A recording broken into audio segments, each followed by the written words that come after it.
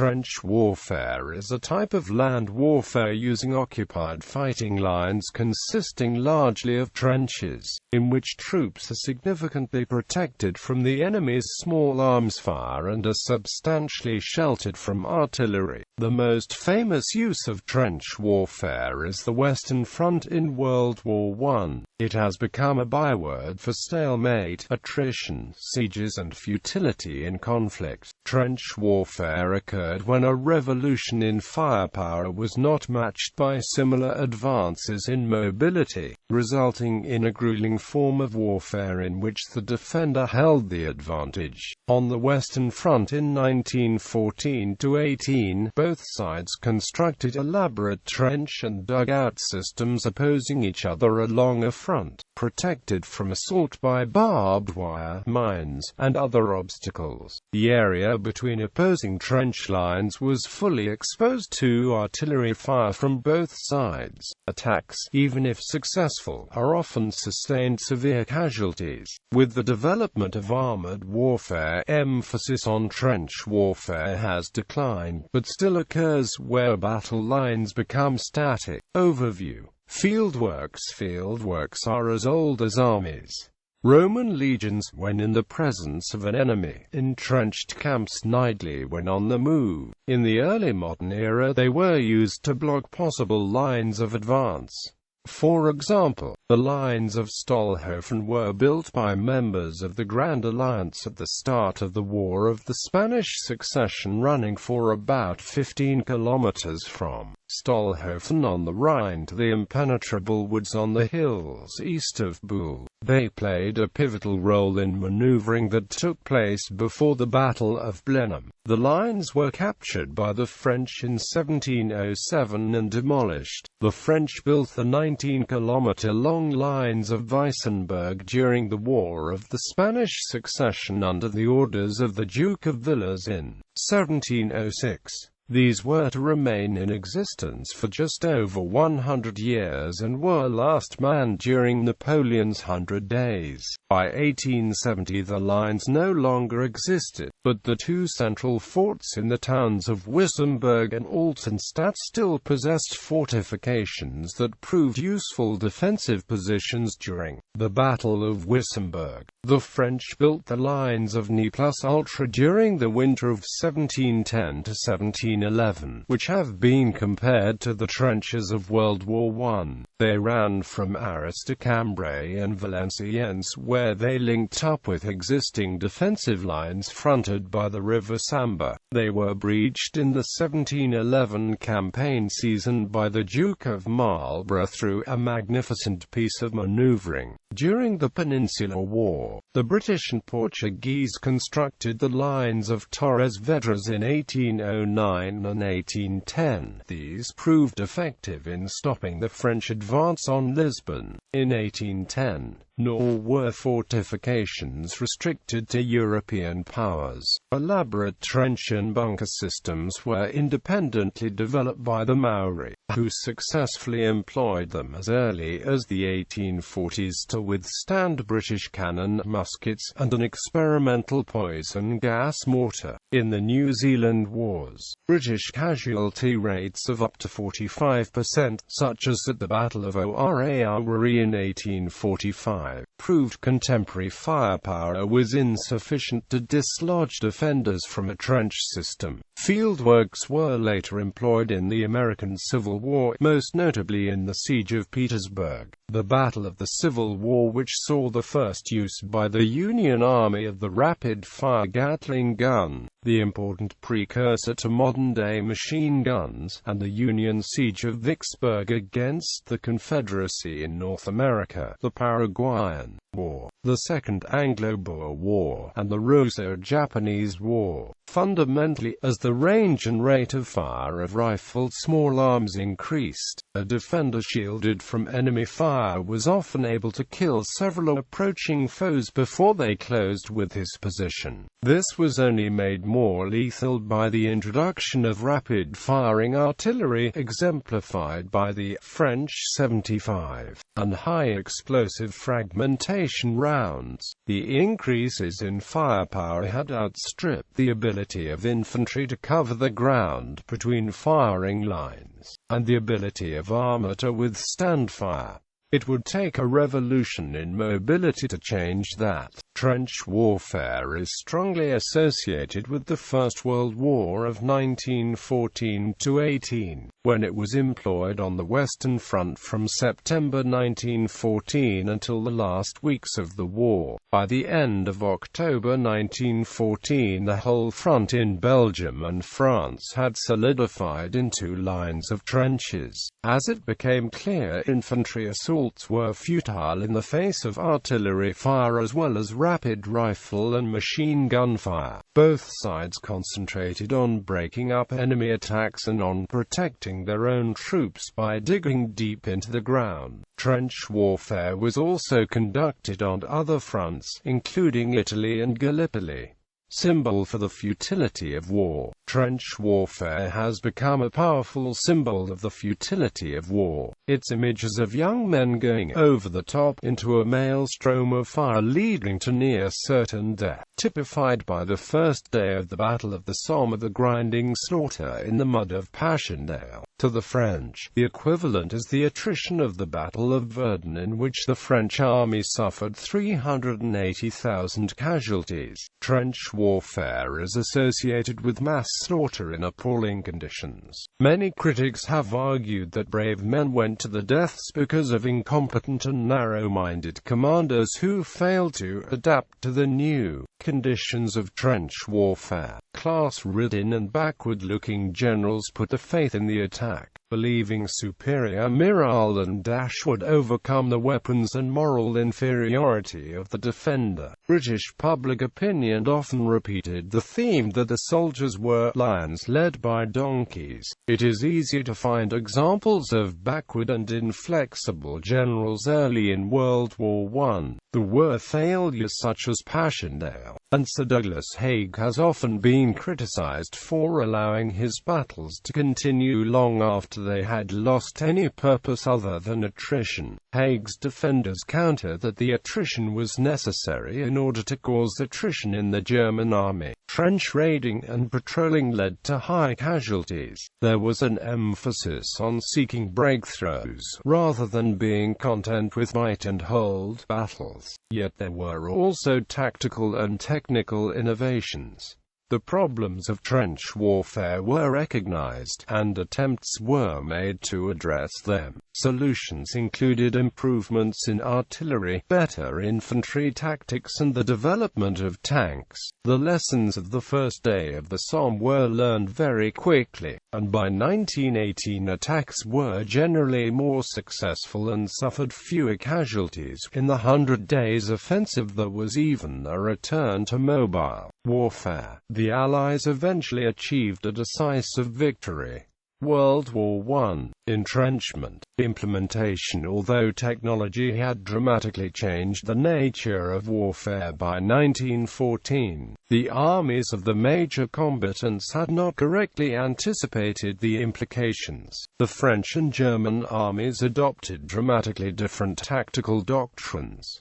The French relied on the attack with speed and surprise. The Germans relied on firepower, investing heavily in howitzers and machine guns. The British lacked a coherent tactical doctrine, with an officer corps that rejected theory in favor of pragmatism. While the armies expected to use entrenchments and cover, they did not allow for the effect of defenses in depth. They required a deliberate approach to seizing positions from which fire support could be given for the next phase of the attack, rather than a rapid move to break the enemy's line. Critically, it was assumed that artillery could still destroy entrenched troops, or at least suppress them sufficiently for friendly infantry and cavalry to maneuver. In the face of modern warfare, digging in was standard practice by the start of World War I. To attack frontally was to court crippling losses, so an outflanking operation was the preferred method of attack against an entrenched enemy. After the Battle of the Aisne in September 1914, an extended series of attempted flanking moves, and matching extensions to the fortified defensive lines, soon saw the celebrated race to the sea. German and Allied armies produced a matched pair of trench lines from the Swiss border in the south to the North Sea coast of Belgium. Trench warfare prevailed on the Western Front from the 16th of September 1914 until the Germans launched the spring offensive on the 21st of March 1918. After the build-up of forces in 1915, the Western Front became a stalemated struggle between equals, to be decided by attrition. Frontal assaults, and their associated casualties, became inevitable because the continuous trench lines had no open flanks. Casualties of the defenders matched those of the attackers, as vast reserves were expended in costly counter-attacks or exposed to the attackers' massed artillery. There were periods in which rigid trench warfare broke down, such as during the Battle of the Somme, but the lines never moved very far. The war would be won by the side that was able to commit the last reserves to the Western Front. Early trenches were simple, they lacked traverses, and according to pre-war doctrine were to be packed with men fighting shoulder to shoulder. This doctrine led to heavy casualties from artillery fire. This vulnerability, and the length of the front to be defended, soon led to frontline trenches being held by fewer men. The defenders augmented the trenches themselves with barbed wire strung in front to impede movement. Wiring parties went out every night to repair and improve these forward defenses. The small, improvised trenches of the first few months grew deeper and more complex, gradually becoming vast areas of interlocking defensive works. They resisted both artillery bombardment and mass infantry assault. Shell-proof dugouts became a high priority. The space between the opposing trenches was referred to as no man's land, and varied in width depending on the battlefield. On the Western Front it was typically between 90 and 275 meters, though only 25 meters on Vimy Ridge. After the German withdrawal to the Hindenburg Line in March 1917, no man's land stretched to over a kilometer in places. At the Quin's Post in the cramped confines of the Anzac battlefield at Gallipoli, the opposing trenches were only 15 meters apart, and the soldiers in the trenches constantly threw hand grenades at each other. On the Eastern Front and in the Middle East, the areas to be covered were so vast, and the distances from the factories supplying shells, bullets, concrete and barbed wire, so great trench warfare in the West European style often did not occur. In the Alps, trench warfare even stretched onto vertical slopes and deep into the mountains, to heights of 3,900 meters above sea level. The Ortler had an artillery position on its summit near the front line. The trench line management and trench profiles had to be adapted to the rough terrain, hard rock, and harsh weather conditions. Many trench systems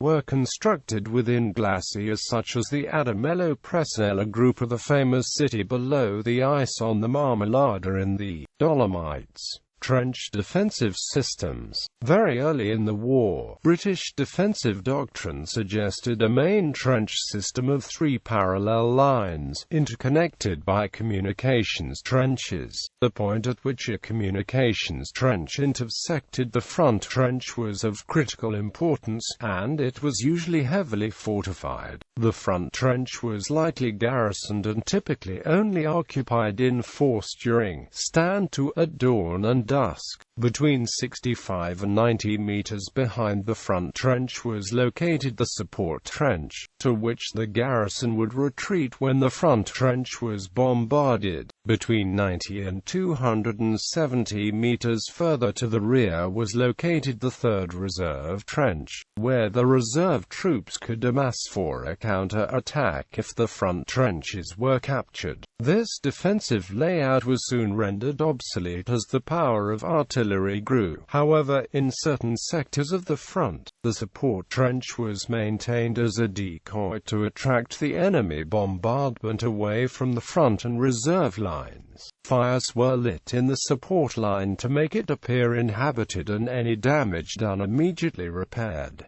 Temporary trenches were also built. When a major attack was planned, assembly trenches would be dug near the front trench. These were used to provide a sheltered place for the waves of attacking troops who would follow the first waves leaving from the front trench. SAPs were temporary, unmanned, or often dead-end utility trenches dug out into no man's land. They fulfilled a variety of purposes, such as connecting the front trench to a listening post close to the enemy wire, or providing an advanced jumping-off line for a surprise attack. When one side's front line bulged towards the opposition, a salient was formed.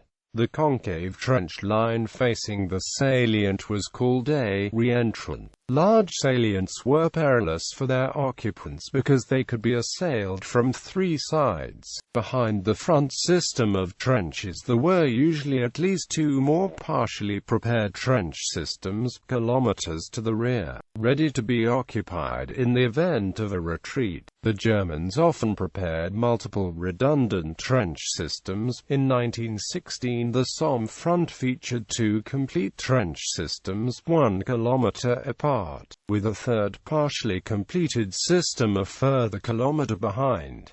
This duplication made a decisive breakthrough virtually impossible. In the event that a section of the first trench system was captured, a switch trench would be dug to connect the second trench system to the still-held section of the first. The Germans, who had based the knowledge on studies of the Russo-Japanese War, made something of a science out of designing and constructing defensive works. They used reinforced concrete to construct deep, shell-proof, ventilated dugouts, as well as strategic strong points. They were more willing than their opponents to make a strategic withdrawal to a superior prepared defensive position. They were also the first to apply the concept of defense in depth, where the frontline zone was hundreds of meters deep and contained a series of redoubts rather than a continuous trench. Each redoubt could provide supporting fire to its neighbors, and while the attackers had freedom of movement between the redoubts, they would be subjected to withering enfilade fire. The British eventually adopted a similar approach, but it was incompletely implemented when the Germans launched the 1918 spring offensive and proved disastrously ineffective. France, by contrast, relied on artillery and reserves, not entrenchment. The characteristic barbed wire placed before trenches, in belts 15 meters deep and more, differed too. The German wire was heavier gauge, and British wire cutters, designed from the thinner native product, were unable to cut it. Trench construction. Fighting trenches were usually about 4 meters deep.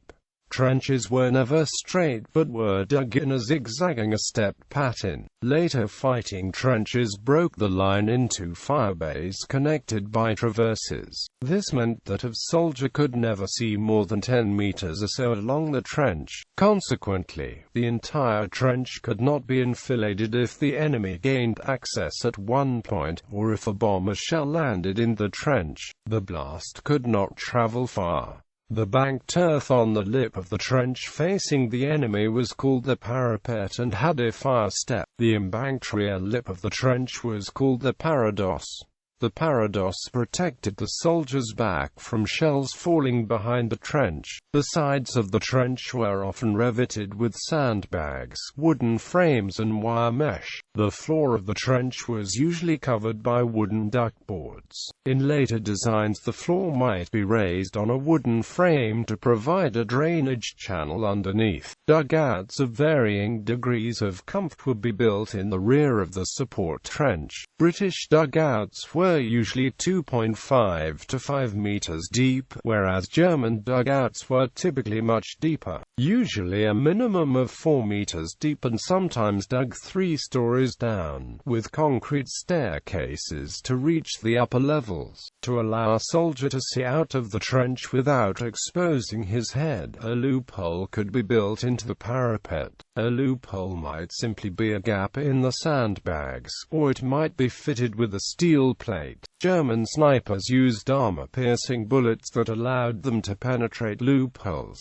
Another means to see over the parapet was the trench periscope, in its simplest form, just a stick with two angled pieces of mirror at the top and bottom. A number of armies made use of the periscope rifle, which enabled soldiers to snipe at the enemy without exposing themselves over the parapet, although at the cost of reduced shooting accuracy. The device is most associated with Australian and New Zealand troops at Gallipoli, where the Turks held the high ground. There were three standard ways to dig a trench: entrenching, sapping, and tunneling. Entrenching, where a man would stand on the surface and dig downwards, was most efficient, as it allowed a large digging party to dig the full length of the trench simultaneously. However, entrenching left the diggers exposed above ground and hence could only be carried out when free of observation, such as in a rear area or at night.